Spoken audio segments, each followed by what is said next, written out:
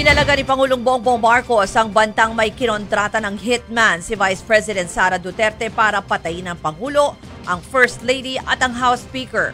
Hindi na raw hahantong sa drama kung sinagot na lang ng bise ang mga tanong tungkol sa confidential funds. Dahil naman sa death threat, dinoble ang seguridad ng Pangulo.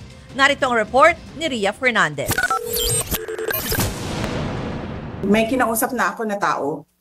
Sinabi ko sa kanya, kapag pinatay ako, patayin mo si BBM, si Lisa Araneta, at si Martin Romualdez. No joke.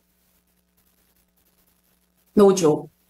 Ang pagbabantang yan ni Vice President Sara Duterte, hindi pinalampas ni Pangulong Bongbong Marcos. Kung ganun na lang kadali ang pagplano sa pagpatay ng isang presidente, paano pa kaya ang mga pangkaraniwan na mamamayan? Yung ganyang kriminal na pagtatangka ay hindi dapat pinapalampas. Yan ay aking papalagan.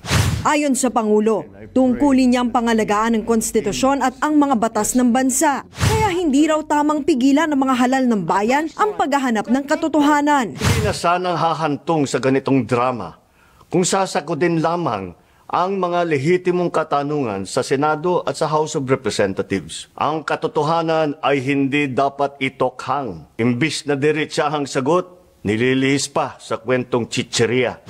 Nag-ugat ang banta ni VP Sara nang tangkaing ilipat ang Chief of Staff niyang si Zuleika Lopez sa Women's Correctional Facility. Nakapiid si Lopez sa Kamara kaugnay ng investigasyon sa confidential funds ng opisina ng Bise. Giit ng Pangulo, 12 taon din siyang nanungkulan sa Kamara at Senado, kaya ginagalang niya ang independence nito. Kailangan manaig ang batas sa anumang sitwasyon, sino man ang tamaan. Kaya hindi ko hahayaan magtagumpay ang hangarin ng iba na hatakin ang buong bansa sa burak ng politika. Dahil sa death threat ni VP Sara, mas hinigpitan ang seguridad sa Malacanang. Isa-isang binusisi ang mga sasakyan pagpasok ng compound. In-adjust din ang protocol para sa kaligtasan ng Pangulo. I-double natin yung security ng President, lalo sa mga upcoming activities niya, mas hiligting natin yung security. Wala pa naman daw na pag-uusapan kung lilimitahan ba ang mga aktibidad ni PBBM, pagsusuotin siya ng bulletproof vest o lalagyan ng bulletproof glass ang presidential podium gaya ng ginawa nila noon kay dating Pangulong Rodrigo Duterte. Unang sinabi ng Presidential Security Command na sineseryoso nila ang banta sa Pangulo at sa First Family. Itinuturing daw itong usapin ng national security. Nakikipag-ugnayan na sila sa mga law enforcement agency para matukoy at mapigilan ang anumang panganib sa Pangulo at sa First Family.